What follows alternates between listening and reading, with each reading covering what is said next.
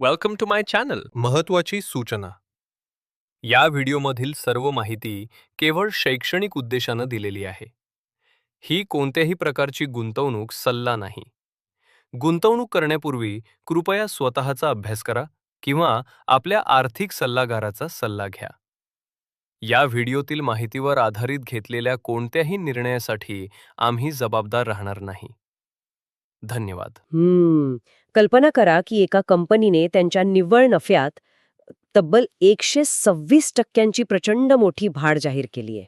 बापरे, 126%? म्हणजे आकडा खूपच मोठा आहे. हो ना. आणि साहजिकच बातम्यांमध्ये त्यांच्या यशाचे गोडवे गायले जात आहेत. म्हणजे EPS 126% वाढलाय, एबिटा 48% वाढलाय. पण इथेच काहीतरी गोम असेल, बरोबर?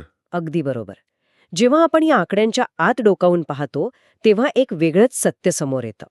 त्या कंपनीचा जो मूळ व्यवसाय आहे, म्हणजे त्यांचं मुख्य उत्पादन विकण्याचा वेग, तो प्रत्यक्षात 8% आकुंचन पावलाय. हां, म्हणजे मुख्य व्यवसाय खाली चाललाय, पण नफा मात्र दुप्पट वेगाने वाढतोय. नक्कीच. गणितीयदृष्ट्या हे कसं शक्य आहे? आणि आजच्या या सखोल चर्चेत आपण याच विरोधाभासाच्या मुळाशी जाणार आहोत. आपण इंडसइंड बँकेच्या Q4 FY26च्या म्हणजे चौथ्या तिमाहीच्या निकालांचे आणि त्यांच्या इन्व्हेस्टर प्रेझेंटेशनचे जे सखोल विश्लेषण करणार आहोत, त्याचा हाच तर मुख्य उद्देश आहे. हो, आणि हे समजून घेणं खूप गरजेचं आहे, कारण वरवर पाहता चित्र खूप वेगळं दिसतंय. खरं तर ही परिस्थिती एखाद्या व्यक्तीसारखी आहे, जी खूप दिवसांच्या आजारपणानंतर अचानक चांगले कपडे घालून बाहेर पडलीये. बाहेरून ती व्यक्ती पूर्णपणे निरोगी दिसतीये, जो इथे बँकेच्या बाबतीत हा 126%चा नफा म्हणून समोर आलाय. बरोबर. पण आतून त्या व्यक्तीची मूळ ताकद म्हणजे तिची रोग प्रतिकारक शक्ती खरोखरच परत आलीये का, की हे फक्त वरवरचे मलमपट्टीचे उपाय आहेत, हे आपल्याला तपासावं लागेल. अगदी. आणि हे वरवरचे उपाय कोणते आहेत हे समजून घेण्यासाठी आपल्याला अकाउंटिंग ॲडजस्टमेंट्स आणि बँकेची जी खरी ऑपरेटिंग कामगिरी आहे यातील सीमारेषा स्पष्ट करावी लागेल. कारण आपल्याला आठवत असेल, गेल्या वर्षी याच काळात बँकेला 2,329 कोटी रुपयांचा प्रचंड मोठा तोटा सहन करावा लागला होता. हो, तो आकडा खूपच मोठा होता. नक्कीच. त्यामुळे त्या पार्श्वभूमीवर या तिमाहीत बँकेचा निव्वळ नफा 594 कोटी रुपयांवर पोहोचणे हा कागदावरचा आकडा पूर्णपणे खरा आहे. पण या नफ्याला गती देणारं इंजिन ते नाहीये जे पहिल्या दृष्टिक्षेपात दिसतं. म्हणजे जर आपण बँकेचा ऑपरेटिंग प्रॉफिट पाहिला, म्हणजेच बँकेच्या दैनंदिन आणि मुख्य कर्जवाटपाच्या व्यवसायातून जो प्रत्यक्ष नफा मिळतो, बरोबर, तो 2,295 कोटी रुपयांवर पूर्णपणे स्थिर आहे. त्यात कोणतीही मोठी उडी किंवा चमत्कारिक वाढ झालेली नाहीये. होय. आणि याचा स्पष्ट अर्थ असा होतो की नफ्यात झालेली ही जी 126%ची वाढ आहे ना, ती नवीन व्यवसायातून आलेली नाहीये किंवा नवीन ग्राहकांकडून किंवा बाजारातील हिस्सा वाढवल्यामुळेही आलेली नाहीये. मग ती नक्की आली कुठून? ती वाढ एका विशिष्ट अकाउंटिंग निर्णयामुळे आली आहे. बँकेने त्यांच्या प्रोव्हिजनमध्ये, म्हणजेच बुडीत कर्जांसाठी जो आपत्कालीन निधी बाजूला काढावा लागतो, त्यात तब्बल 41%ची मोठी कपात केली आहे. बापरे, 41% कपात. हो, तोच निधी त्यांनी कमी केला आणि तीच वाचलेली रक्कम थेट निव्वळ नफ्याच्या रकान्यात जाऊन बसली. बरं, म्हणजेच बँक नवीन व्यवसायातून जास्त पैसे कमवत नाहीये, पण फक्त जुन्या चुकांमधून होणारं नुकसान कमी करत आहे. मग याला आपण हा खरा नफा म्हणू शकतो का? या प्रक्रियेमागील आर्थिक यंत्रणा समजून घेणं इथे महत्त्वाचं ठरतं. बँकिंग क्षेत्रात प्रोव्हिजन्स हे एका अर्थाने गाडीच्या एअरबॅगसारखे किंवा आपत्कालीन निधीसारखे काम करतात. जेव्हा बँकेच्या ताळेबंदात म्हणजे बॅलन्स शीटमध्ये जोखमीची कर्ज वाढतात, तेव्हा रिझर्व्ह बँकेच्या नियमानुसार त्यांना त्यांच्या उत्पन्नाचा मोठा हिस्सा या निधीत टाकावा लागतो. गेल्या वर्षी इंडसइंड बँकेवर हीच वेळ आली होती. आणि म्हणूनच तो मोठा तोटा दिसला होता ना. अगदी बरोबर. पण या तिमाहीत व्यवस्थापनाने असा निर्णय घेतलाय की त्यांचा जुना आपत्कालीन निधी आता पुरेसा आहे. त्यामुळे त्यांनी चालू उत्पन्नातून या निधीत टाकण्यात येणारी रक्कम 41%नी कमी केली. म्हणजे खर्च कमी दाखवल्यामुळे कागदावरील निव्वळ नफा फुगलेला दिसतोय. हे तर एका अर्थाने जुन्या गळक्या पाईपला लावलेलं सील आहे, नवीन पाण्याचा प्रवाह नाही. अगदी अचूक उपमा दिलेत. पण मला सांगा, जर त्यांनी प्रोव्हिजन कमी करण्याचा इतका मोठा निर्णय घेतला असेल, तर याचा अर्थ त्यांना आता त्यांची जुनी कर्ज बुडण्याची भीती वाटत नाहीये का? बँकेचे जे ॲसेट क्वालिटीचे आकडे आहेत, ते या आत्मविश्वासाला दुजोरा देतात का? हो, बँकेचे आकडे या साफसफाई मोहिमेला नक्कीच पुष्टी देतात. अहवालानुसार बँकेचे GNPA म्हणजेच ग्रॉस नॉन परफॉर्मिंग ॲसेट्स 3.43% खाली आले आहेत. ही नक्कीच एक सुधारणा आहे. आणि NNPA म्हणजे नेट NPA 1% स्थिर आहेत. या दोन आकड्यांमधील जी तफावत आहे तीच बँकेच्या सद्यस्थितीची आणि त्यांच्या रिस्क मॅनेजमेंटची खरी कथा सांगते. बरं, याला आपण एका सोप्या उदाहरणाने डिकोड करूया का? नक्कीच, सांगा. म्हणजे जर GNPA म्हणजे घरात साचलेली एकूण धूळ असेल, म्हणजे अशी सर्व कर्जे जी खराब झाली आहेत, आणि NNPA म्हणजे आपण ती धूळ सतरंजीखाली लपवल्यानंतर वरवर जी स्वच्छता दिसते तसं काहीच आहे का हे? तसं नाही म्हणता येणार. म्हणजे हे उदाहरण छान आहे, पण इथे त्यांनी धूळ सतरंजीखाली लपवली नाहीये. त्यांनी खरोखर साफसफाई केली आहे. अच्छा, ते कसं? व्यवस्थापनाने मागील काही तिमाह्यांमध्ये अत्यंत आक्रमकपणे आपल्या ताळेबंदातील कचरा बाहेर काढण्यावर लक्ष केंद्रित केलंय. जी जुनी कॉर्पोरेट कर्ज होती, जी कोविड किंवा त्यापूर्वीच्या काळात तणावाखाली आली होती, त्यांच्यासाठी आधीच पूर्ण पैशांची तजवीज करून ठेवली होती. हं, त्यामुळे आता नेट NPA 1% आणण्यात त्यांना यश आलंय. यातून बँकेचा ताळेबंद आतून अधिक लवचिक आणि मजबूत होतोय. बरं. म्हणजे घर खरोखरच आतून स्वच्छ झाले तर? पण पण इथेच एक मोठा तार्किक विरोधाभास निर्माण होतोय माझ्या मनात. कोणता? जर जर ताळेबंद स्वच्छ झालाय, धूळ झटकून झालीये आणि बँक आता पूर्वीपेक्षा अधिक सुरक्षित स्थितीत आहे, तर मग बँकेने आपला कर्ज वाटपाचा वेग वाढवायला हवा होता ना? कारण शेवटी कर्ज देणं हेच बँकेचं मूळ इंजिन आहे.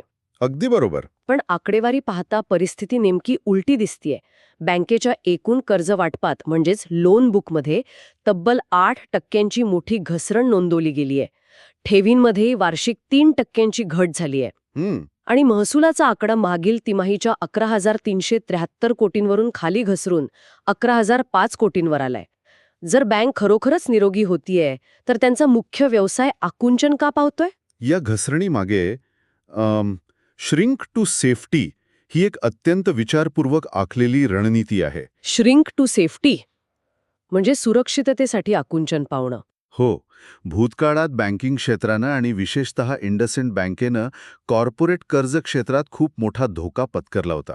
म्हणजे जेव्हा एखादी बँक मोठ्या इन्फ्रास्ट्रक्चर किंवा टेलिकॉम कंपनीला 5,000 कोटी रुपयांचं एक मोठं कर्ज देते, तेव्हा तिथे कॉन्सन्ट्रेशन रिस्क म्हणजे केंद्रीकरणाचा धोका सर्वाधिक असतो. जर ती एकच कंपनी बुडाली तर बँकेचा कित्येक वर्षांचा नफा एका झटक्यात नष्ट होतो. बापरे, हो, हे तर खूपच धोकादायक आहे. आणि या धोक्याची झळ बसल्यामुळेच बँकेने आता मोठी कॉर्पोरेट कर्ज देणं जाणीवपूर्वक कमी केलंय.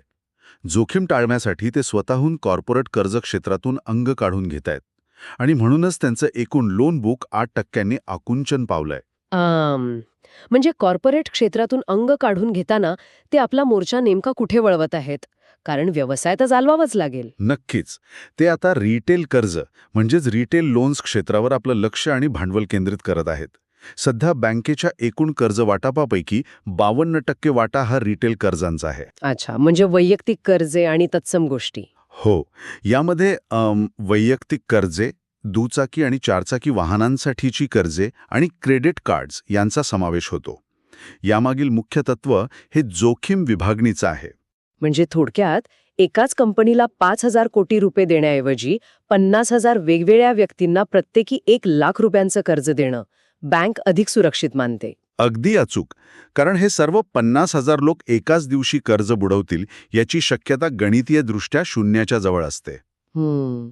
जोखीम विभागणीचा हा युक्तिवाद कागदावर अगदी योग्य वाटतो. पण मला वाटतं की दीर्घकालीन धोरण म्हणून यात एक मोठी त्रुटी असू शकते. ती कशी काय? म्हणजे बघा, सध्या भारताची अर्थव्यवस्था वेगाने विस्तारत आहे. पायाभूत सुविधांचे प्रकल्प, मॅन्युफॅक्चरिंग आणि कॉर्पोरेट गुंतवणुकीला मोठी गती मिळते.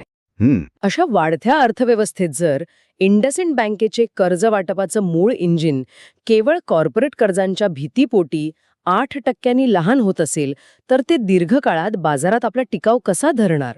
हा प्रश्न खूप महत्वाचा आहे. हो ना. म्हणजे जर कर्जाचा आकार कमी होतोय, तर बँक स्वतःच्या उत्पन्नाचा गाळा कसा उडत आहे?